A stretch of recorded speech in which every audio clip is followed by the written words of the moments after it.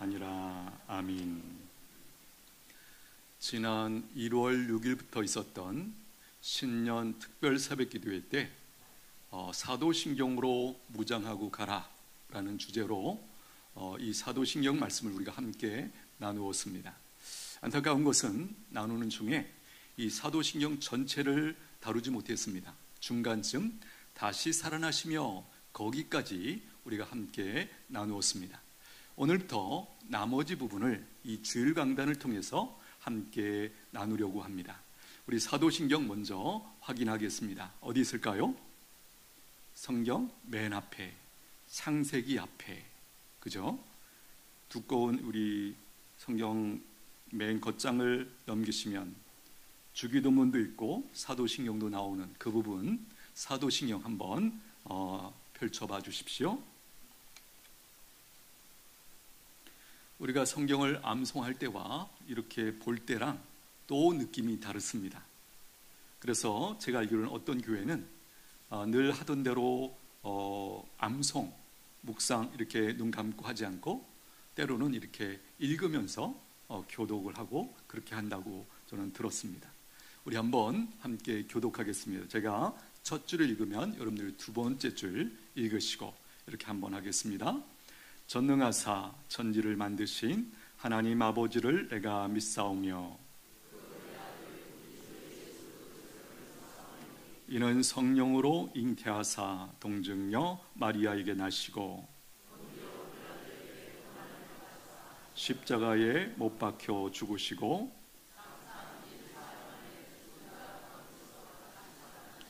하늘에 오르사 전능하신 하나님 우편에 앉아 계시다가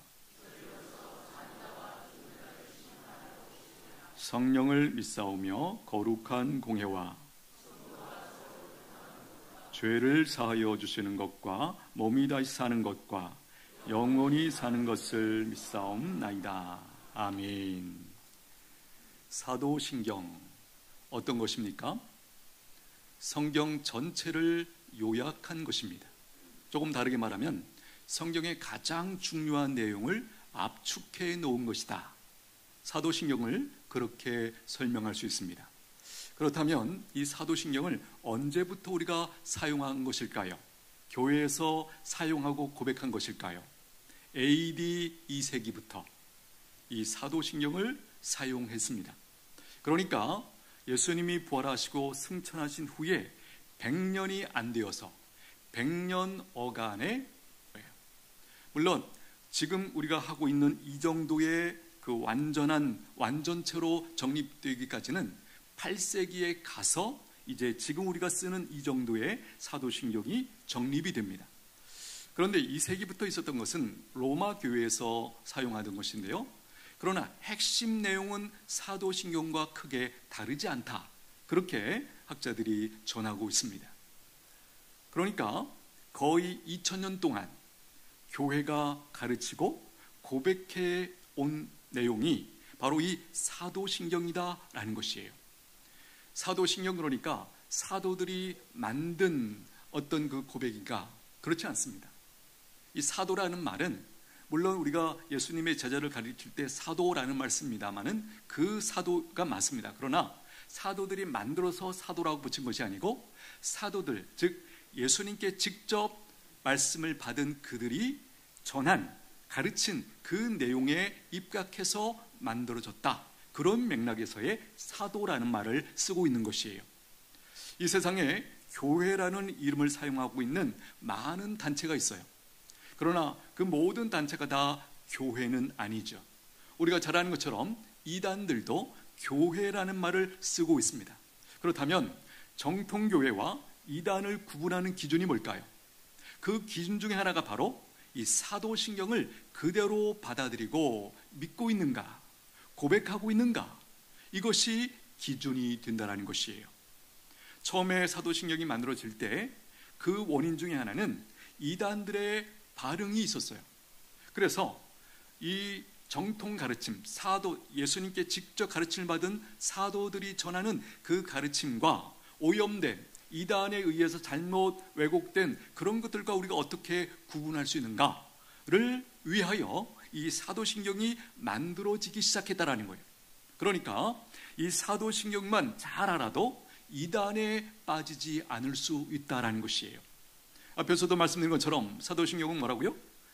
성경의 가장 중요한 내용을 압축해 놓은 것이기 때문에 이것을 우리가 잘 이해하면 많은 이단 사상들을 걸러낼 수 있는 중요한 잣대를 우리가 갖게 되는 것이에요.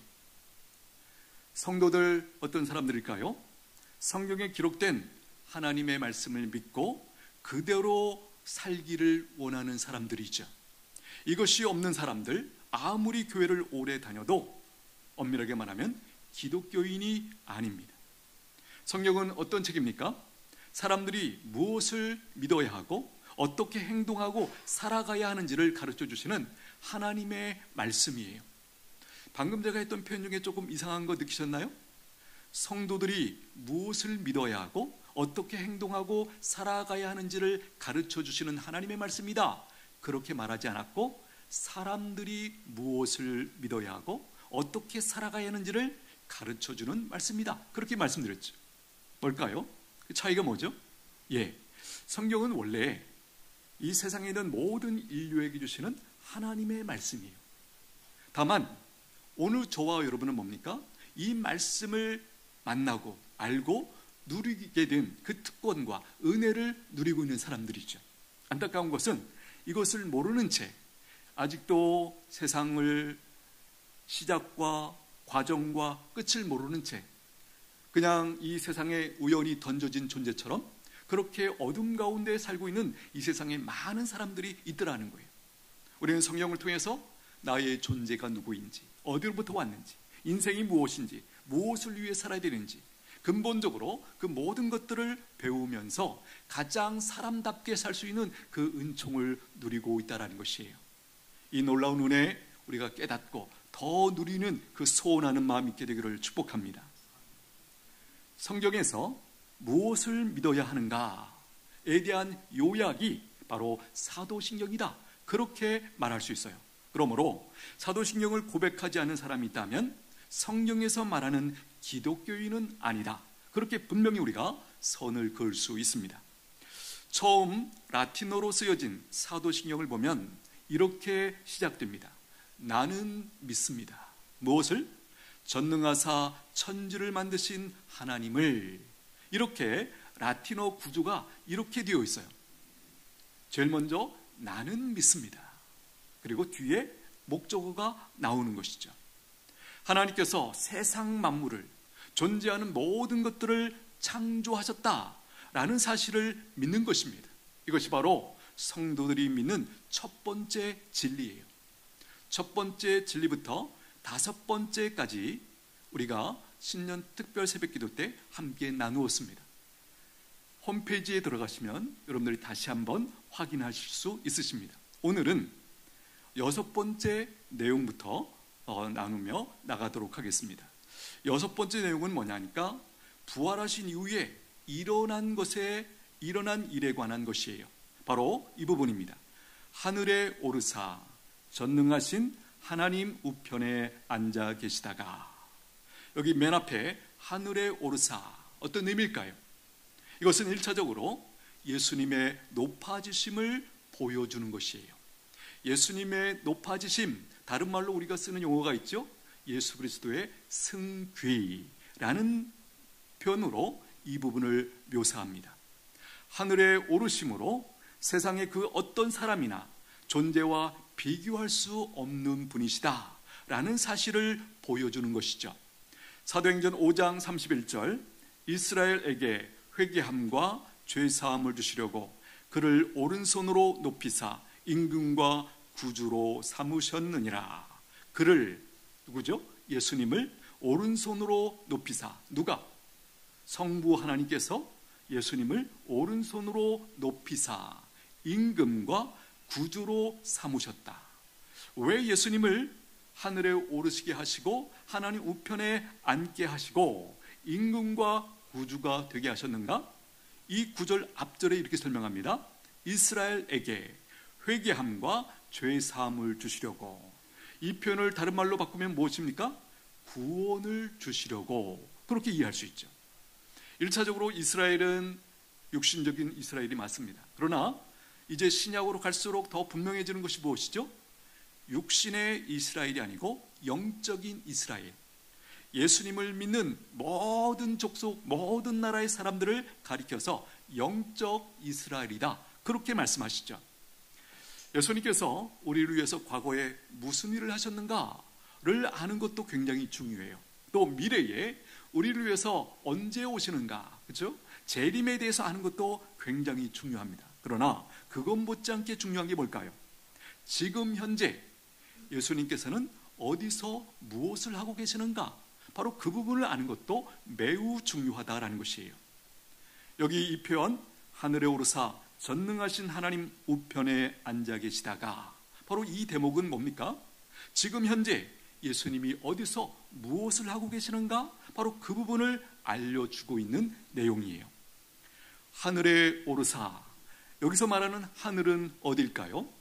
우리가 잘 아시는 것처럼 이스라엘 백성들이 이 하늘에 대해서 세 가지 이해가 있었어요. 첫 번째 하늘은 어디죠? 우리가 눈에 보이는 이 대기권을 가리켜서 하늘이다, 이렇게 이해했습니다. 그 다음에 두 번째 하늘은 어딜까요? 대기권 밖에 있는 우주 공간 전체를 가리켜서 두 번째 하늘이다, 이렇게 이해를 했고요. 세 번째 하늘입니다. 세 번째 하늘은 어딜까요? 물리적인 공간이 아니라 하나님이 계신 곳을 말할 때 세 번째 하늘이다, 그렇게 말했어요. 거기는 어딜까요? 최고의 하늘, 천국을 가리키는 것이죠. 바로 하나님의 나라를 가리켜서 셋째 하늘이다, 그렇게 이해를 했다는 것이에요. 예수님께서 하늘에 오르셨다라는 것은 우주 공간 중에 어디로 가셨다라는 뜻이 아니죠. 이 땅에 오셨을 때 떠나셨던, 하나님과 함께 계셨던 바로 그곳으로 돌아가셨다, 그 뜻이에요. 바로 셋째 하늘, 천국으로 올라가셨다, 그 뜻입니다. 하늘로 승천하신 이후에 예수님은 어디에 계십니까? 전능하신 하나님 우편에 앉아 계십니다. 오늘 우리가 읽었던 본문이죠. 사도행전 2장 34절 한번 가보십니다. 사도행전 2장 34절, 오늘 본문. 다윗은 하늘에 올라가지 못하였으나 친히 말하여 이르되 주께서 내 주에게 말씀하시기를 내가 내 원수로 내 발등상이 되게 하기까지 너는 내 우편에 앉아 있으라 하셨도다 하였으니, 그런즉 이스라엘 온 집은 확실히 알지니 너희가 십자가에 못 박은 이 예수를 하나님이 주와 그리스도가 되게 하셨느니라 하니라. 지금 이 말씀은 어떤 대목이죠? 사도행전 2장에서 성령 강림 사건이 있었죠. 그때 이제 방언이 터지고 그 놀라운 일을 보면서 옆에서 그 사실을 지켜보던 유대인들을 향해서 베드로가 설교하는 대목이죠. 이들은 특별히 어떤 자들이었죠? 예수님을 십자가에 못 박는데 일조했던 그 유대인들을 염두에 두고 이들에게 지금 하나님의 말씀을 설교를 하고 있는 그런 대목이에요. 34절 중간에 보시면 이렇게 되어 있죠. 처음부터 보실까요? 다윗은 하늘에 올라가지 못하였으나 친히 말하여 이르되. 지금 베드로가 다윗의 예언을 인용하고 있는 거예요. 거기 보면 친히 말하여 이르되 주께서 앞에 각주가 하나 붙었죠. 기역이라는 각주가 있습니다. 성경 밑에 내려가 보시면 시편 110편 1절 이렇게 되어 있죠. 그러니까 이 시편 110편은 다윗의 시예요. 그런데 그 1절에서 다윗이 시를 지었지만 단순히 시가 아니죠. 뭐죠? 하나님의 예언의 말씀을 그가 기록했다라는 것이에요. 바로 그 예언의 말씀을 인용해서 지금 설명을 하고 있는 것이에요. 어떻게 설명합니까? 주께서 내 주에게 말씀하시기를. 앞에 있는 주께서는 누구죠? 성부 하나님. 뒤에 나눈 내 주에게 누구시죠? 바로 예수님을 가리켜 하시는 말씀이에요.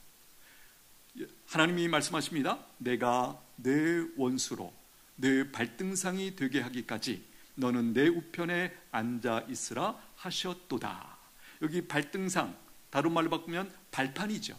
우리가 발을 올려놓고 쉴 때 혹은 뭐 다른 일을 할 때 그 발을 디딛는 그거를 발등상, 발판이라고 지금 표현을 하고 있는 것이에요.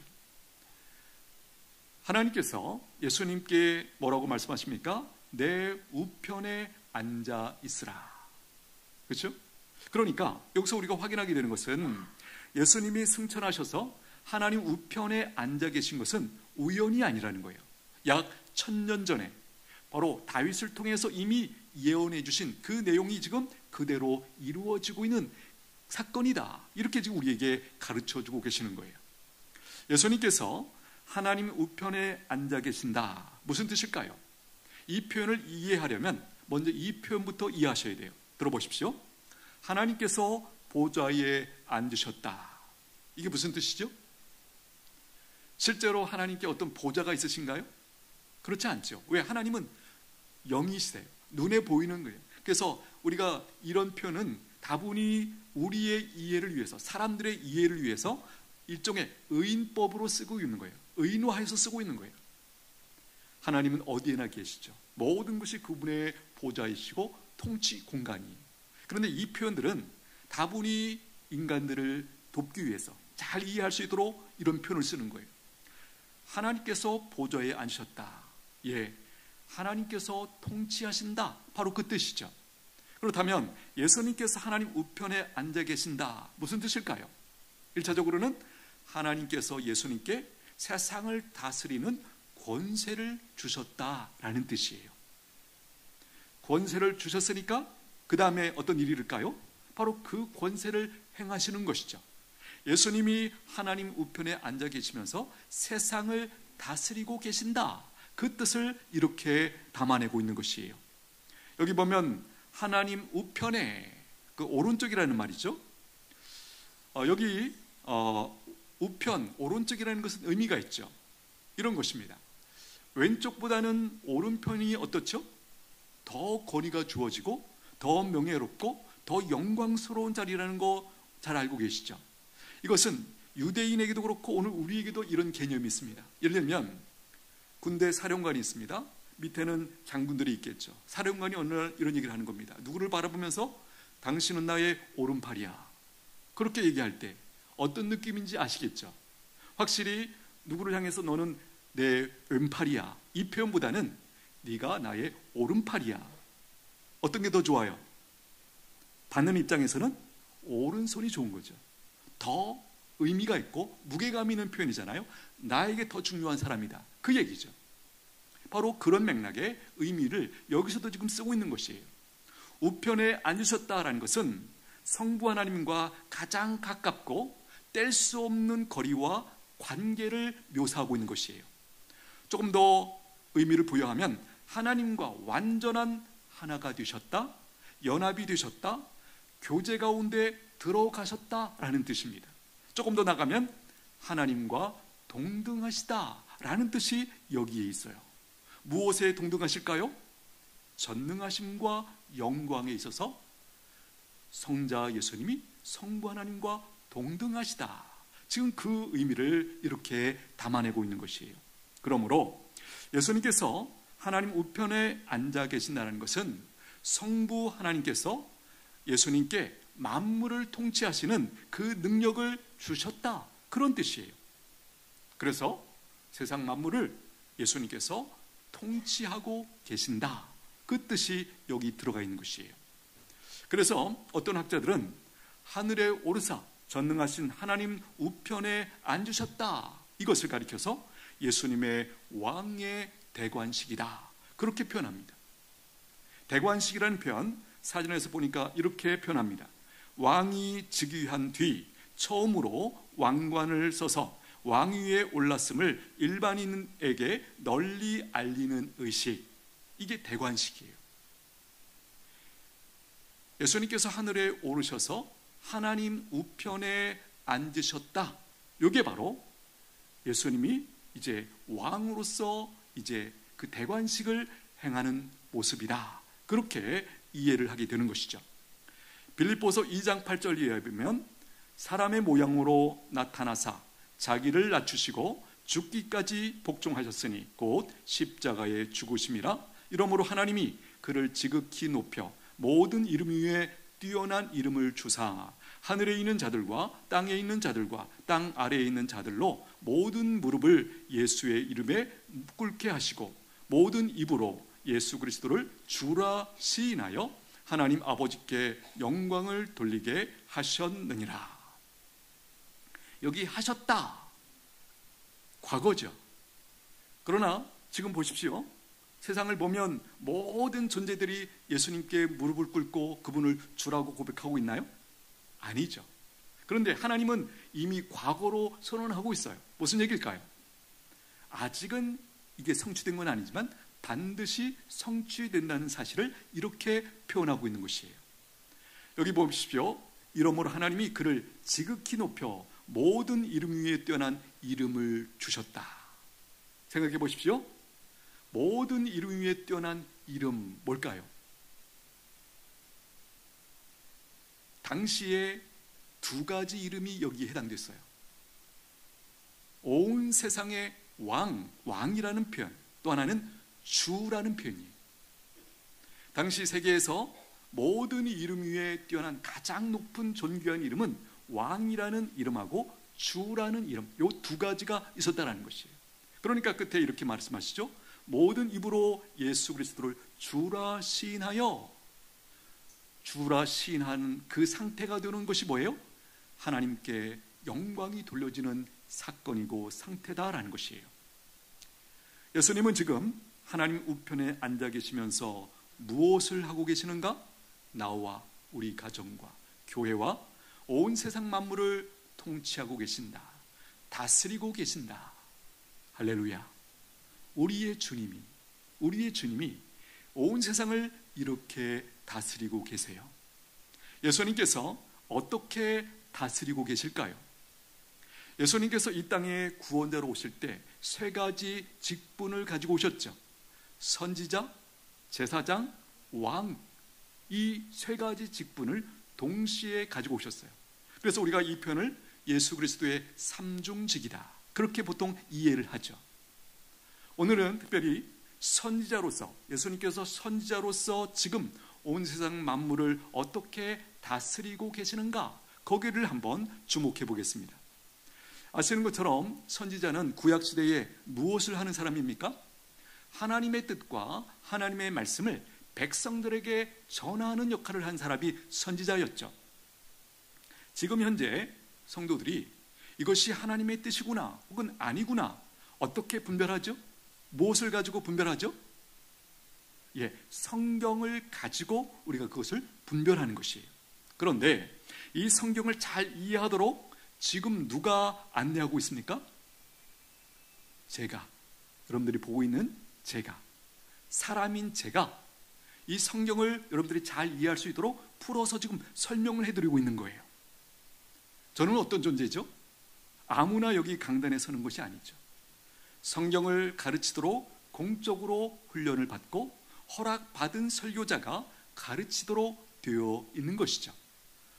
제가 이래봬도 이 역할을 하고 있는 그 위치에 하나님이 세워주셨기 때문에 부족하지만 여기 서서 여러분들에게 성경을 같이 지금 나누고 있는 것이에요. 여기서 우리가 놓치지 말아야 할 것이 있어요. 설교자가 혼자 가르치고 있는 것이 아니다라는 거예요. 누가 함께 하실까요? 성령님이 함께 하세요. 성령님이 누구시죠? 예수님께서 보내주신 하나님의 영이세요. 또 다르게 말하면 예수님의 영이세요. 오늘 본문 우리가 읽었던 2장 33절 한번 보십시오. 2장 33절, 하나님이 오른손으로 예수를 높이시매 그가 약속하신 성령을 아버지께 받아서 너희가 보고 듣는 이것을 부어 주셨느니라. 여기 잘 보세요. 하나님이 오른손으로 예수를 높이시매, 그렇죠? 그가, 예수님이죠. 약속하신 성령을 아버지께 받아서 너희가 보고 듣는 이것을 부어 주셨다. 너희가 보고 듣는 이것, 바로 사도행전 2장에 성령 강림이 있었을 때 방언을 하고 그들이 그런 현상이 일어났을 때 그것을 지켜보고 있는 유대인들을 향해서 지금 이 말씀을 하고 있는 거죠. 여기 보시면 예수님이 성령을 누구한테 받았어요? 아버지께 받아서 지금 성령을 받은 그 다락방에 모여서 기도하고 있던 그 사람들에게 이렇게 부어주셨다. 그 현상을 설명하고 있는 내용이에요. 예수님께서 왜, 무엇을 위해서 성령님을 보내주셨을까요? 요한복음 14장 26절, 보혜사 곧 아버지께서 내 이름으로 보내실 성령, 그가 너희에게 모든 것을 가르치고 내가 너희에게 말한 모든 것을 생각나게 하리라. 내가 너희에게 말한 모든 것, 다르게 말하면 예수님의 가르침, 그렇죠? 예수님의 모든 말씀, 조금 더 확장하면 성경 전체, 이 성경 말씀을 가르치고 생각나도록 하기 위하여 성령님을 보내주셨다라는 것이에요. 그래서 우리가 성경을 읽을 때 혹은 설교를 할 때, 성경을 우리가 연구할 때 제일 먼저 뭐 하죠? 기도하죠. 어떤 기도? 성령님 도와주십시오. 성령님 조명하여 주셔서, 조명한다는 말, 빛을 비추어 주셔서 하나님의 말씀을 밝히 알도록 도와주십시오. 이렇게 우리가 기도하고 성경을 읽고 또 설교도 하고 이렇게 하는 이유가 바로 여기 있는 것이죠. 성령님은 말씀을 가르치는 설교자뿐만 아니라 말씀을 듣고 있는 성도들에게도 함께 하셔서 잘 깨닫고 그리고 순종할 수 있도록 그렇게 도와주시고 역사해 주시죠. 그러므로 성령님이 하시는 모든 일은 결국 누가 하시는 일일까요? 그 성령님을 보내주신 예수님께서 하시는 일이에요. 그렇죠? 여기 이런 사람이 섰다? 근본적으로 성령님이 이끄신 거고, 더 근본적으로 말하면 예수님께서 이 일을 계획하시고 인도하시고 이렇게 저를 여기 세우시고 또 성도들을 모아주시고 하나님의 말씀을 가르칠 수 있도록 그렇게 역사하셨다라는 거예요. 말씀을 전하는 설교자, 성령님이 함께 도와주시죠. 그러나 더 궁극적으로 가면 이렇게 되는 거죠. 예수님이 성령님을 통하여 설교자를 돕고 계신다. 우리 성도들도 마찬가지죠. 개인적으로 성경을 읽을 때 혹은 우리가 다른 사람들에게 이 복음을 전할 때 누가 함께 하세요? 성령님이 함께 하세요. 그렇죠? 그러나 더 정확한 이해는 예수님께서 성령님을 통하여 우리 성도들을 또 설교자들을 돕고 계신다. 이게 정확한 이해입니다. 성도라면 하나님의 인도하심, 하나님의 다스리심을 간절히 원하죠. 우리가 기도합니다. 물론 기도의 내용은 다르지만 끝에 가서 원하는 건 똑같아요. 뭐죠? 하나님, 제가 이렇습니다. 상황이 이렇습니다. 하나님 인도해 주세요. 붙잡아 주세요. 함께 해주세요. 다스려 주세요. 그게 모든 기도의 끝에 있는 내용 아니겠습니까? 그렇습니다. 우리가 간절히 원하는 모든 것이 한마디로 말하면 하나님의 인도하심, 하나님의 도우심이죠. 자, 그때 어떻게 하나님께서 우리를 인도하시는가, 다스려 주시는가, 도와주시는가, 한마디로 이렇게 정리할 수 있어요. 말씀을 주심으로 인도해 주세요. 중요한 부분입니다. 중요한 부분입니다. 결국 내가 하나님의 인도하심, 하나님의 다스리심을 언제 받는가? 주시는 말씀에 순종할 때입니다. 순종하지 않으면요, 하나님께서 말씀을 통해서 우리를 인도하시고 다스려 주시는데 그 말씀을 순종하지 않는다, 거부한다? 그러면 하나님의 인도하심을 거부하는 것이, 단순히 말씀을 거부하는 게 아니에요. 그 말씀을 통해서 우리를 인도해 주시고 다스려 주시려고 지금 그렇게 성령님을 통하여 역사하시는데 내가 그 말씀에 대해서 순종할 마음이 없다? 뭐라고요? 하나님의 인도하심을 거절하고 배척하는 모습이라는 거예요. 우리가 잘 아는 것처럼 마귀도 하나님이 한 분이고 어떤 분인지 잘 알아요. 예수님이 누구신지 마귀도 잘 알죠. 그렇다면 성도들과 마귀의 차이가 뭐죠?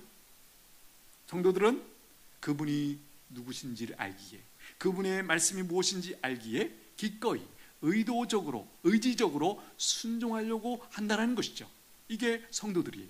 반면에 마귀는요, 의지적으로 하는데 불순종하려고 나가죠. 요 차이죠. 성도들은 어찌하든지 부족하지만, 잘 안 되지만 이제 성령님을 의지하면서 순종하려고 반응한다는 것이고, 마귀는요 오히려 반대로 불순종하려고 그렇게 나간다는 거예요. 참된 믿음은 뭘까요? 의지적으로 순종하는 모습으로 나타나게 되어 있습니다. 지적인 동의로 끝나는 믿음은 구원받는 믿음이 아니에요. 여러분들이 신앙생활을 하면서도 하나님의 은혜 잘 모르겠다, 하나님이 나 도와주시는 거 잘 모르겠다, 하나님의 인도하심 잘 모르겠다. 이유가 뭘까요? 그 이유는 바로 여기 있어요. 하나님의 말씀을 온전히 순종하여 지키려고, 따라하려고 하지 않기 때문에, 말씀으로 인도하시는 그 하나님의 인도하심과는 상관이 없는 방향으로 내가 달려가고 있기 때문에 하나님의 함께하심, 하나님의 인도하심에 대해서 잘 모르게 될 수밖에 없다라는 것이에요. 구원받는 믿음은요, 하나님 말씀 앞에서 의지적으로 자신을 쳐서 복종시키는 믿음이에요. 우리의 승리가 어디 있습니까? 하나님 말씀 앞에 순종할 때 결국 승리하게 되어 있습니다. 여러분 믿으십니까? 결국은 우리가 신앙생활을 이렇게 이해할 수 있습니다. 어떻게 보면 굉장히 단순해요. 신앙생활을 한다는 건 뭔가 내 생각, 내 판단을 내려놓고 내가 잘은 이해 안 되지만 하나님의 말씀이기에 하나님의 말씀의 권위를 인정하면서 내가 그 말씀 따라가 보겠습니다. 요 태도, 요게 신앙이고 믿음이에요. 그런데 안타까운 것은 그리스도 안에 들어온 사람들인데 여전히 자기의 생각을 더 존중하면서 살아가는 사람들이 있더라는 거예요. 안타까운 것이죠. 하나님의 인도하심, 예수님의 그 다스리심을 놓치고 있는 거예요. 여전히 자기의 판단을 더 믿고 있다는 뜻이죠. 그러면 하나님의 도우심, 하나님의 역사, 하나님의 인도하심 받을 수 없어요. 분명합니다. 하나님의 주시는 그 말씀 내가 붙들고 순종할 때 예수님의 통치, 예수님의 다스리심, 그 인도하심을 받게 된다는 거예요. 여러분 보십시오. 우리가 성도들은 예수님께서 하나님 우편에 앉아 계시면서 성도들을 말씀을 보내주시고 성령님을 보내주심으로 우리를 인도하시고 다스려 주신다는 것, 분명한 이해를 우리가 갖게 됩니다. 그런데 세상은 지금 어떻게 다스리시죠? 지금 우리가 나누고 있는 맥락은 예수님이 왕으로서 그 맥락이 아니고 선지자로서, 즉 말씀을 통하여 세상을 어떻게 다스리고 계시는가, 이 질문이 남아 있습니다. 어떻게 하시는 걸까요? 그것은요, 말씀에 순종하여 살아가는 나를 통하여, 성도들을 통하여 세상을 다스리고 계신다라는 거예요. 이 부분이 이해가 되시나요? 물론 나중에 우리가 나눌 왕으로서라는 그 부분을 다루면 예수님께서 세상 모든 것 다 통치하고 계시는 게 더 선명해지고 분명해집니다. 그런데 우리가 지금 나누는 맥락은 예수님의 직분, 선지자로서, 즉 말씀을 통하여 세상을 어떻게 다스리고 계시는가, 바로 말씀에 순종하여 살아가는 나의 존재와 내 삶의 여정을 통하여 세상에 영향을 끼치고 하나님께서 이 말씀을 통해서 세상을 다스리고 계신다는 것이에요. 이 부분은 우리가 잘 이해하면, 그러므로 우리가 더 말씀의 사람, 순종의 사람, 기도의 사람, 성령의 사람이 되어야 할 이유가 분명하게 발견되어지는 것이죠. 우리가 일반적으로 이런 이해를 가지고 있습니다. 왜 우리가 말씀에 순종해야 되는가? 1차적으로 우리가 하나님의 백성이기 때문에. 맞습니다. 가장 기본적인 것이죠. 또 이런 이해도 있죠. 하나님의 복을 받기 위하여 우리가 말씀에 순종한다. 맞습니다. 그러나 오늘 또 다른 맥락에서 우리가 말씀을 순종하는 것이 왜 의미가 있고 중요한가를 배우고 있는 것이에요. 바로 하나님의 말씀에 순종하여 살아가는 내 삶의 과정을 통하여 하나님께서 내 주변에 있는 세상을 다스리고 계신다라는 거예요. 우리가 알고 있는 분명한 믿음은 우리가 하나님께 귀하게 쓰임받는 것이 우리의 인생의 가장 큰 복인 줄로 믿습니다. 제가 자주 쓰는 표현이 있죠. 하나님의 어떠하심을 보여주는 인생, 그것을 가리켜 성경은 복받은 인생이다, 가장 영광스러운 인생이다, 그렇게 우리에게 가르쳐 주시죠. 세상 사람들도 알고 있는 그 영광, 그 복됨, 그 부유함, 그런 거하고는 차원이 다른 거예요. 우리가 이것은 부유해서만 우리가 그렇게 살 수 있는 게 아니죠. 믿음만 있으면, 하나님의 말씀을 따라 순종하기만 하면 누구든지 살 수 있는 그 길이 뭐죠? 예, 그럴 때 우리의 삶의 과정 자체가 하나님께 영광이 되고 세상을 다스려 가시는 하나님의 다스리심이 나를 통하여 내가 속한 가정에, 내가 속한 어떤 회사에, 내가 사는 이웃에 그것이 흘러가도록, 그렇게 다스려지도록 그렇게 인도하고 계신다라는 거예요. 우리에게 허락된 이 놀라운 은혜와 특권 빼앗기지 않게 되기를 축복합니다. 땅에 묻어놓고 사는 자가 없게 되기를 축복합니다. 하나님의 말씀을 따라 살면 그 과정 자체가 내가 복될 뿐만 아니라, 그렇죠? 하나님 앞에 쓰임받는 것이고 하나님의 인도하심 받는 뿐만 아니라 우리가 살아가는 삶의 영역에서 만나는 누군가를 섬기는 그 역사가 이루어진다라는 거예요. 이 놀라운 일에 쓰임받게 되기를 축복합니다. 같이 기도하겠습니다. 예수님은 지금 하나님 우편에 앉아 계시면서 세상을 다스리고 계십니다. 성령님을 보내주시고 또 말씀을 통해서 이 세상을, 또 나를, 우리를 다스리시고 인도해주고 계세요. 이렇게 기도하면 좋겠습니다. 하나님 아버지, 오늘 말씀을 통하여 예수님께서 하나님 우편에서 세상 만물을 다스리고 계심을 알게 해주시니 감사합니다. 성령님과 말씀을 통하여 인도해 주시고 함께 하시는 그 하나님의 놀라운 은혜를 믿음으로 경험하게 하여 주옵소서, 누리게 하여 주옵소서. 그래서 하나님의 인도하심을 충만하게 받아 누리는 저희들 모두가 되게 하여 주옵소서. 우리 잠시 한번 같이 기도합니다. 하나님 아버지, 감사합니다. 우리가 예수님의 다스리심 가운데 놓여있다는 이 놀라운 사실이 깨달아지기를 원합니다. 하나님 말씀에 순종할 때 성령님을 통하여 우리를 말씀을 깨닫고 순종하도록 이끄시는 그 하나님의 다스리심, 그 예수님의 통치를 깨닫고 온전히 받아 누리는 은천의 성도들 될 수 있도록 주여 은혜를 베풀어 주시옵소서. 하나님, 우리가 잘 될 뿐만 아니라 세상을 섬기는, 세상에 선한 영향력을 끼치는 이 놀라운 삶을 우리 은천에 속한 성도들 경험하게 하여 주옵소서, 누리게 하여 주시옵소서. 예수님의 이름으로 기도하옵나이다.